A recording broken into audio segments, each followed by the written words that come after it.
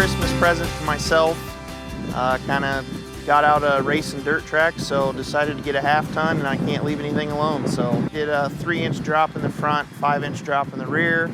Still 4-wheel drive, live in Iowa, does everything you could ever want with 4-wheel drive. You can go to the hardware store and it's easier to get stuff in and out of the bed.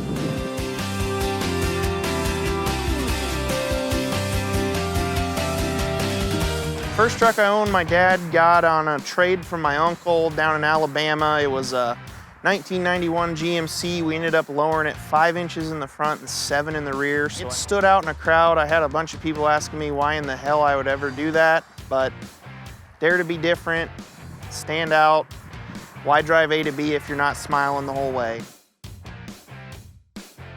We can't leave anything alone, so we debadge everything, clean them up, put as clean looking wheels and tires as we can, bring them down to earth, just make them look clean and smooth. They got the big 4x4s and off-road, and I've had that, and I seem to have to replace suspension parts more often, and the wheels and tires are always obnoxious. I love the look, I love lifted lowered. For some reason, the West Coast, South just always has influenced me to go low with nice big wheels.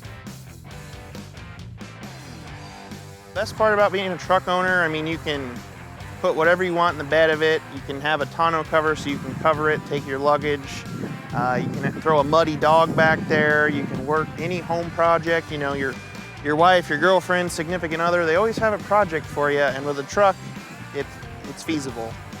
I can't imagine myself without one. There's always something, everyone needs to borrow it. It's funny, they don't have a truck, well, they need this one, so ladders, tools, you name it. Everyone needs a truck in their life.